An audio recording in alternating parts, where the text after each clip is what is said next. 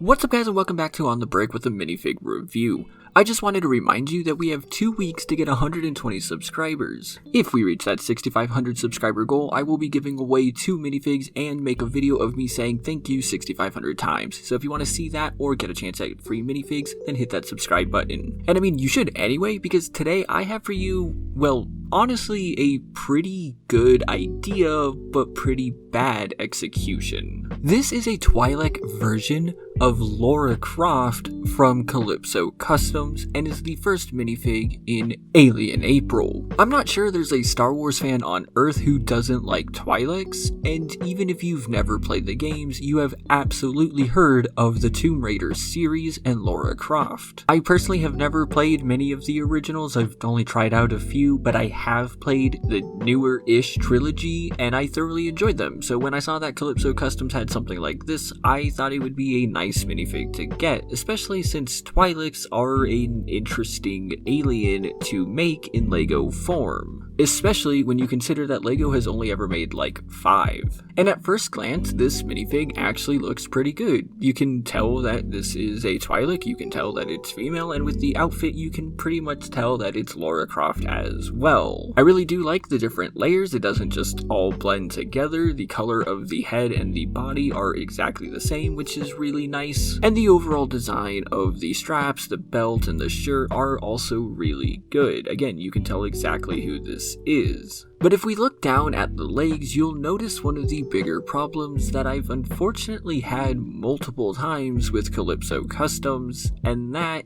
is that the alignment of the printing is just off. The printing on the front and the printing on the side do not line up, and it is a noticeable degree.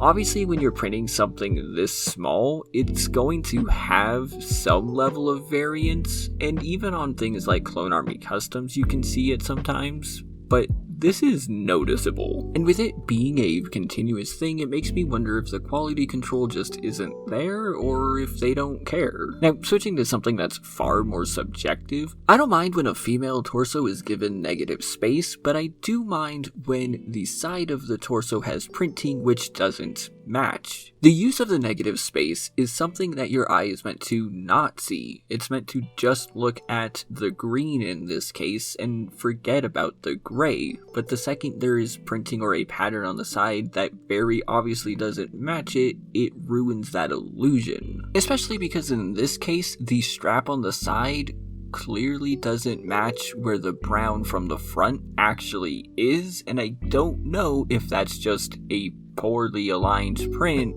or intentional. I have to assume it's intentional though, because if we go to the back in the negative space there, you can see residual from those very lines. Again, where's the quality control here? I will say that the head is nice, but you probably noticed in the last few shots that the headpiece, the tendrils, the leku, whatever you want to call it, is no longer there. And that's because this is actually a 3D printed element, which is different from normal LEGO. And while I know that's obvious to say, I bring it up as it does struggle to actually stay on the head. It is very loosely fitting, and it won't fall off when you turn it over, but by no means is this a secure clutch. I also do have to point out that it is a different color than the rest of the body, something which really is just a side effect of it not being made by LEGO, and it is close enough in this case. However, another point of quality control that I must point out here is on the actual tendrils themselves, this one spot of a much darker color than the rest. This is how I received the item, and I'm not sure why. Now, the other element of this minifig that is 3D printed is the actual headband that goes between the LEGO head and the custom 3D printed part. It does help sell the illusion a little bit more and makes the different colors slightly less noticeable, but this piece is not secure even remotely and will move whenever you touch it, even in the slightest, and will very likely fall off. If you ever need to pick this thing up, do not touch its head at all, or you will lose this piece. I would almost recommend Calypso Customs glues these pieces together, as otherwise they're just way too unstable and will be lost. And overall, I was excited for this minifig. I still think that the idea is a really great one. Mixing up two different franchises that I like is always going to be fun. And while I have defended Calypso Customs in the past, this is just one minifig that I can't. At my count, there are at least 6 different issues that should have been caught before this ever was sold to anyone, and they just weren't. But those are just my thoughts. Let me know yours in the comments down below. Remember to hit this like button if you liked what you saw, consider subscribing for future videos, and again, a huge thank you to all my patrons, including Shiny Mimikyu. Thank you all so much for all your help and support. I'll see you in the next one.